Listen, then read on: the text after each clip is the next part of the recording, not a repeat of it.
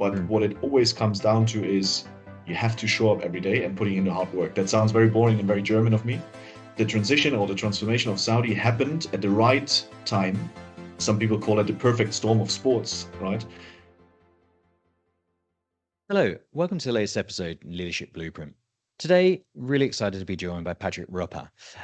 He's been really instrumental in sports transformation and across public sector, government, and a number of really interesting projects that we're going to get into today. He's currently based in Saudi Arabia in Riyadh, where he is the general manager of Saudi Arabia and also a partner for the Portas Group. So Portas, if you haven't heard of them, they've worked on a number of large-scale Olympic programs, sports federations, global investors.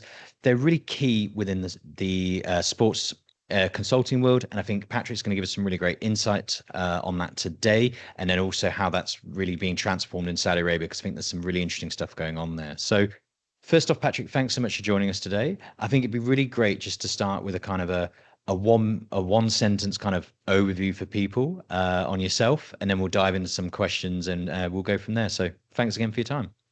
Well, thank you, Oliver, for having me. Really a pleasure. Summarizing a career in one sentence. I would say it's my career probably has been about some bold moves. Moving from Germany to Saudi 11 years ago, that I would definitely define as a bold move. It's about taking some big risks. I moved from a global consultancy into a boutique consultancy as Portas. But it was mostly about, and I have to say that as a German, mostly about relentless hard work. That's just how we grew up in Germany. It's all about hard work. But I always believe that, real impact comes from stepping out of your comfort zone and really fully committing then to what you do. And I would say that summarizes my career pretty much. No, that's perfect. And I think it takes us really nicely into, I think the first question around, obviously, the Saudi 2030 vision. Obviously, you're heading up Saudi Arabia. Let's delve straight in there. So obviously the Saudi 2030 vision, it's about the transformation of a country from entertainment to culture to sport. And how do you feel that there's an alignment with some of the broader transformation goals of the country? So we're talking about the intersection of sport and the broader transformation goals. How do you kind of see that coming together?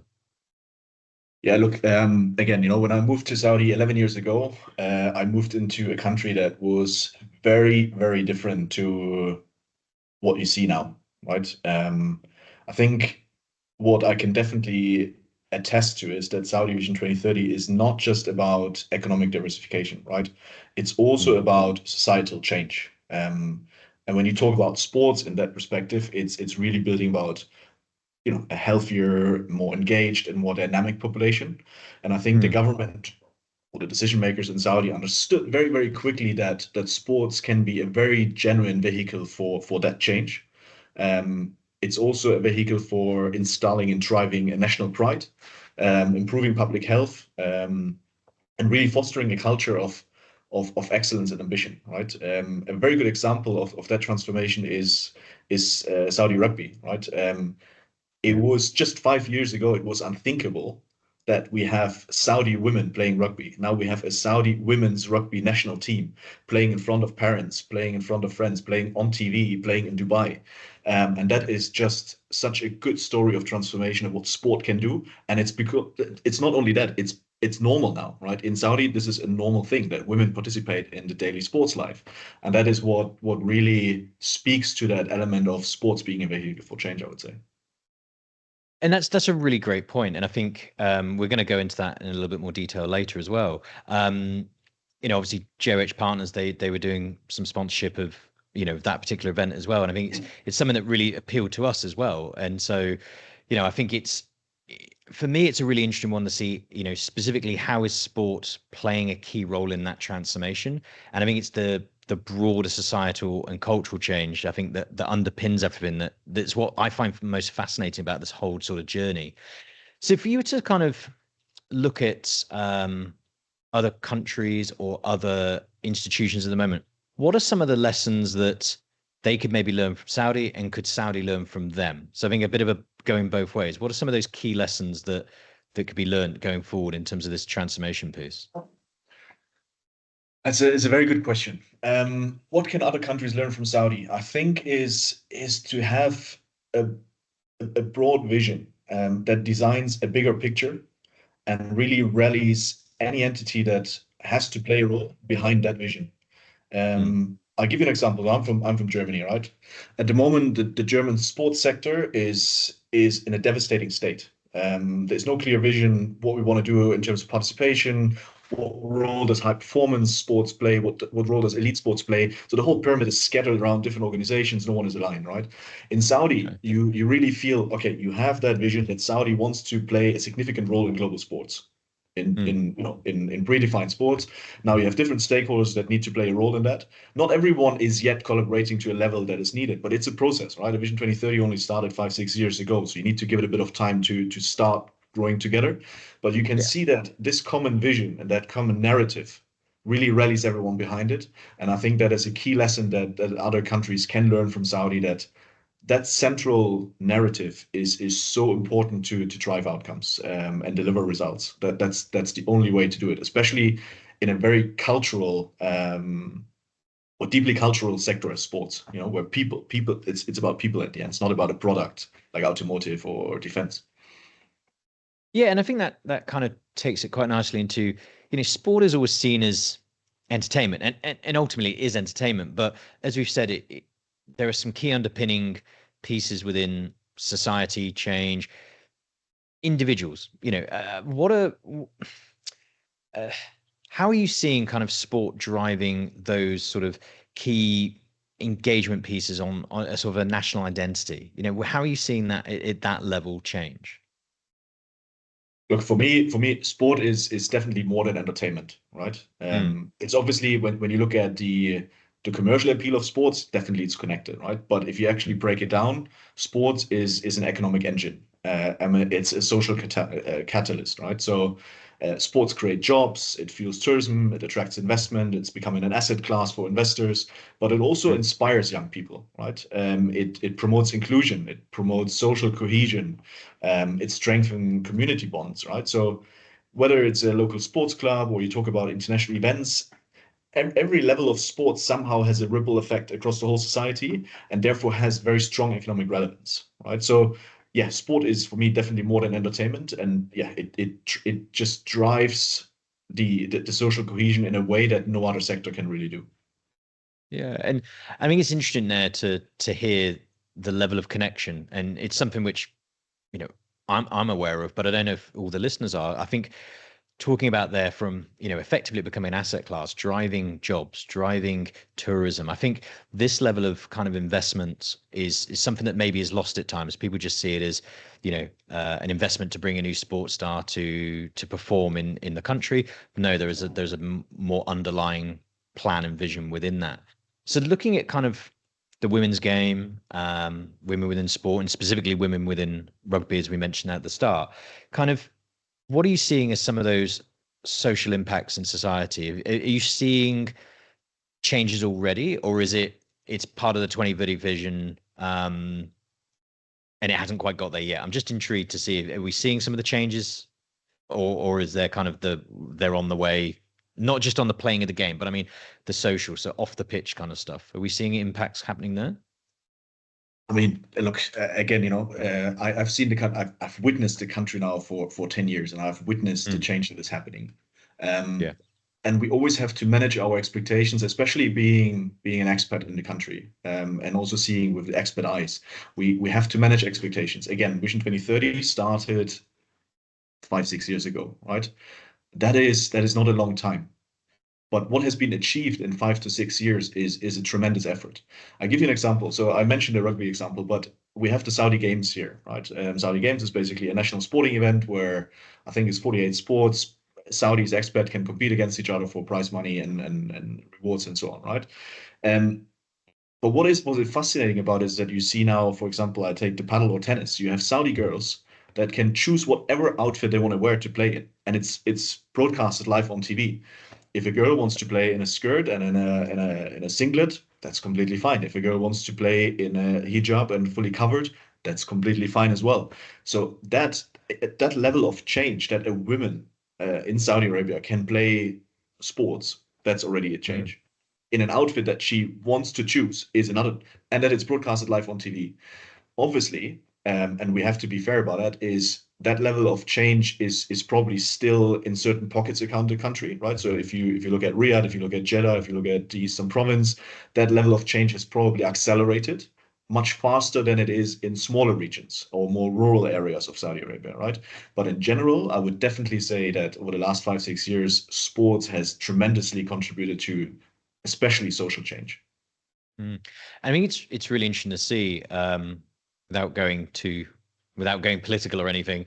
I think it's really interesting to see how, in that example, there it is much more inclusive, and there are other parts of the world where you Absolutely. feel it's going, where you feel in other parts of the world it's going the other way. So I Yeah. think it's actually kind of a nice thing to see that happening here and things. So from a looking at that from a leadership perspective, what are you seeing as some of the you know the role of leadership playing in some of the sort of sustainable sports culture that's sort of manifesting itself and going forward now today?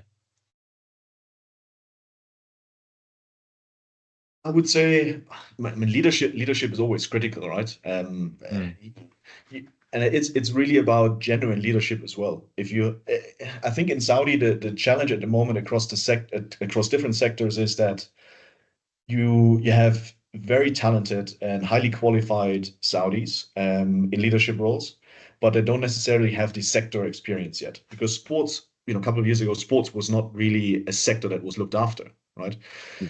But now you have, if you look at the Ministry of Sports, for instance, or you look at the Public Investment Fund with their sports investment arm, they understood that you have to bring in leaders that have the sector experience from overseas, right? And combine it with the Saudi cultural necessities that you need to have in order to drive decision-making process to the different layers. Because at the end, Saudi decision-making is very different than Australian or a European decision-making process, right? We're in an absolute monarchy at the end.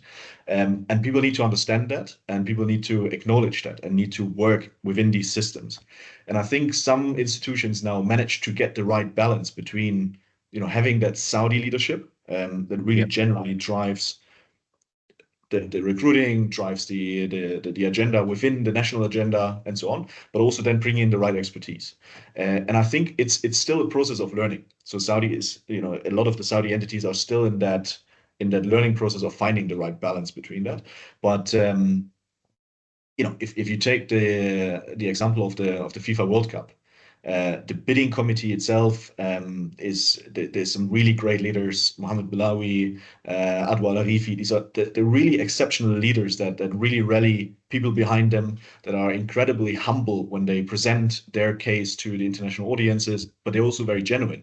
So they get people Yeah. behind them. And I think that is what is really key in Saudi, is to be genuine, but also know what you're doing and know what you don't know and supply it with the right expertise.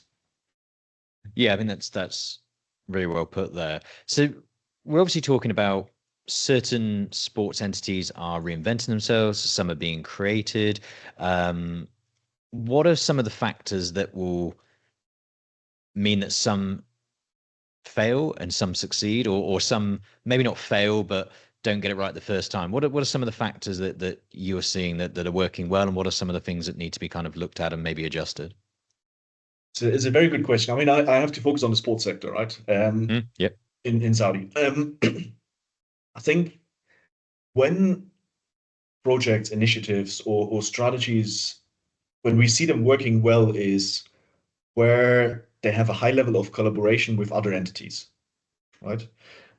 So I can give you an example. We have worked with the Riyadh World Commission, which is basically the governing body for Riyadh as a city, on a very comprehensive sports strategy for the whole city of Riyadh, right?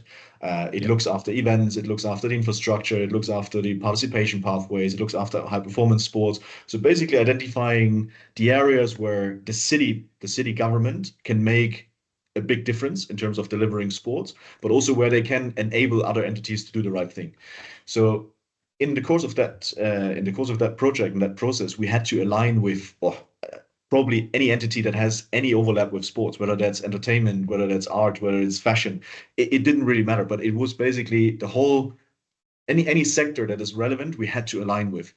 And you could Mm, see that when we went then through the approval levels, through the board and through the CEO, and then to the higher levels of Saudi decision making, there was no question anymore about the how tangible that strategy is, or how much it can, there was not sorry, there was not much criticism around the content of the Yeah. strategies. It was more about now, okay, how do we align budget and so on. But this was very important, that alignment process. And I think overall, I think Saudi sports sector what is definitely, I don't want to say it's a failure, but it's definitely what needs to happen in the next phase of Saudi sports sector development is aligning the narratives between the key entities. And that is your Ministry of Sports, your Ministry of Health, and your Ministry of Education. They need to align their narrative Mm. for making sure that sports becomes a part of everyday life. It makes sure that sports is seen as a career opportunity for young Saudis, whether that is as an athlete or in the sports administration, right? So I Yeah. think that is really important to synchronize these narratives between these three key entities to make sport a necessity for the country and not just kind of a luxury, kind of habit or hobby or whatever it is. I think that is probably the next phase that is very important for the country. I mean, that's really key there, because I think everyone is sometimes probably a little bit guilty of when they think of sport, they just think of the athlete. It is all of the individuals that make it happen behind the scenes that are absolutely key, whether it's from a club level to an administrative to a government level, whatever it might be. There are a lot of people involved. And so yeah, I think that's a really well made point there. So obviously you've designed and worked on and implemented, a number of sort of bilateral agreements during the career and so on, for sports diplomacy programs. What are some of the things that have um, worked well with those, and how can Saudi continue to build on those? So they've done really well so far, but to continue to grow those and build stronger ties, what are some of the things that they could be looking at to do that? Yeah, very, very good question.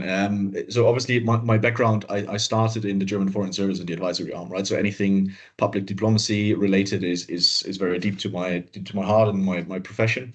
Mm. And actually, my first project for Portas was designing a public diplomacy strategy between two major nations. And it was still, to date, one of my favorite projects, not just because of the nature of the project, but also the client, the exposure we had, being in that other country and getting a really unique insight on how public diplomacy works on both sides. Yeah. But let me put it that way. I think sports have a very unique way of bringing countries together and bringing Yes. countries together that maybe even have a historic tension between each other, right? It's Mm. creating connections that traditional diplomacy often cannot overcome, right? Yeah. In that instance, the diplomacy initiatives between the two countries that I was mentioning was pretty much around trade, oil and gas, right? Yep. But it didn't tell the narrative of change. It didn't get the right level of interaction between the two countries. So we saw, or the decision makers saw sport as one of the vehicles to really drive that change and change perceptions, right? Um, Now you have very different layers of impact in diplomacy. Just for sports, for example, you can obviously have combined leagues, you can have major events, or you can have partnerships between federations. You can have athlete exchange. So there's very different layers of impact you want to create depending on the level you want to push it to. Yep. But what it does, sports builds trust. It strengthens relationships, but what it mostly does, it changes perception, right? If you just imagine, if I send a group of young Saudi female athletes to Germany and expose them to the training environment, I get a bit of media attention around it, I get a bit of a social media around it, immediately it changes perception in Germany to say, oh, actually, Saudi girls can play sports now. How's Yeah. that happen? When did that happen? And people start now looking into that and understanding that case, right? So I think sports diplomacy really we have seen how sport can be a bridge between nations, help to ease tensions and really create a lasting impact. But again, it always needs time. It depends a lot on what else is going on between two countries, but it's always possible. And I think sports is a beautiful thing to overcome historic tensions between two nations. No, 100%. And I think even within countries, so, going back to sort of South Africa and Nelson Mandela and things, I think even Yeah. within countries and other topics that need to be addressed, sport can be an amazing bridge of those things. So I think the diplomacy piece is, again, probably something that's not thought about enough that really should be. Um, so obviously Saudi Arabia, it's sport, it's entertainment, it's the interset between the two. What do you see? So far it's done a pretty good job for where it's at and on a journey. Where do you see is kind of I don't know if the end goal is the right phrase, but where do you see kind of excluding just the World Cup? Because I know the World Cup is kind of an obvious one. We work towards a World Cup, but outside of the World Cup, what do you see as kind of the potential and the journey that sport entertainment piece is on within Saudi Arabia and maybe within the wider piece? I think to answer that question, we have to look at it a bit broader. Mm. If you look back 10 years, 10 years, maybe a little bit more even, sport was not really an asset class that was interesting for investment or for investors, right? With Yep. the digital economy, that has very quickly changed, very, very quickly changed. And I think Saudi Arabia over the last 5 to 6 years understood the opportunity and the commercial appeal of the sports sector. And you can almost say the transition or the transformation of Saudi happened at the right time. Some people call it the perfect storm of sports, right? Where this transition happened. So Saudi was in a lucky position to say, okay, the global world of sports is changing now because of private equity moving into sports, participation becoming different. Women's sports are on emerging and so on, right? Mm. So Saudi had the financial resources to say, okay, actually we can play a role here. And if you look at the first attempt, Saudi was trying to create awareness for the sports sector in the country through attracting bigger events, right?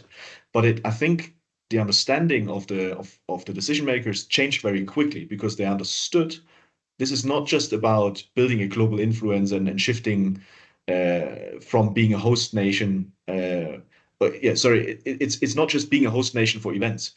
It's really becoming a key player in shaping the sports industry. And because of the financial resources and because of the positioning that Saudi has and the wider agenda of AI and digital economy and so on, right? Saudi is in a position where they can really play that role. So Yeah.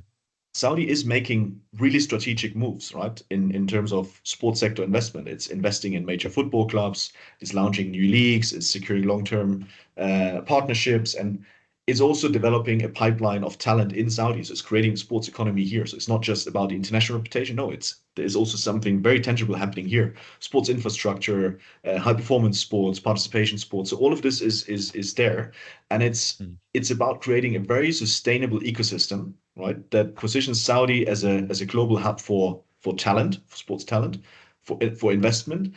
But from my perspective, the most important is innovation. Saudi wants to set a benchmark for events delivery, for sports tech, for high performance sports, whatever it is, right? Not everything will move in the same sequence. Not everything will move at the same pace, but you can see that there is, obviously some of the more advanced and mature organizations making very, very strategic choices on where they put their money, let's say. But Yeah. yeah, so in a nutshell, Saudi is not just participating in global sports, it's trying to actively define the future of sports. And I think that's a really interesting point there. It is not just in country. And I think that's the bigger piece, which is going to Yes, be a that's very very interesting one to important. Very, see very it grow. important. So looking back on your own career to date, what are some of the most what's maybe one of the most surprising leadership lessons that you've learned sort of career to date? And taking that one step further, what would then be a kind of a message to younger self for so a leadership lesson learned and a sort of message to younger self kind of wrapped into one, I think would be a really nice a nice one to kind of get a bit of an insight on. Yeah, I think for me, the most surprising one was, and I think many people in that position have been there, right? It's when you transition into a leadership role. For me, it was Mm. becoming a partner or then becoming the head of the Saudi office. It can firstly be very overwhelming, and you have suddenly that wave of self-doubt coming over you. Can I really do this? Like, am I equipped with the skill set? Do I have the right skill set? You look at other leaders in the firm or other leaders you have been exposed to, and you say, "Oof, can I operate at that level?" But then you really quickly understand that leadership isn't about having all the answers yourself. It's really about creating the right environment for your people to succeed. And I've really learned that the best leaders don't micromanage, right? They don't micromanage. They set a clear vision. They equip their teams with the right tools. They trust the team to deliver, and they support them and empower them to deliver, right? And I think when people feel empowered, they take ownership. They make better decisions and they drive real impact. So for me, the most surprising leadership is more about creating that environment of performance rather than making all the decisions and micromanage. I think that was for me the key learning as well. Now, the advice to your younger self. Mm, I think I was always lucky enough to be at the right place at the right time. But mm. what it always comes down to is you have to show up every day and putting in the hard work. That sounds very boring and very German of me, but that's really what I believe in. And you have to do it Yeah. when no one is watching, right? I think it comes from my sporting background. I started sports when I was 5 years old. Everyone in Mm. my family has done high performance sports, so it's the hard work, it's the consistency that beats talent over time. And I think it's also leading by example.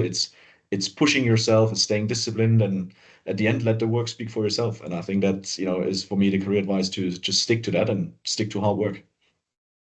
No, that's really good. And I think, and I forget who did the quote. It's a variation of this, so I apologize to the famous person whose quote this is, but it is, doing the right thing is it's doing the right thing when nobody's watching. And I think Yeah, it's turning up and doing the training when nobody's watching. It's getting those absolutely. results by putting the graft in. I think those are some really good points to kind of finish up on.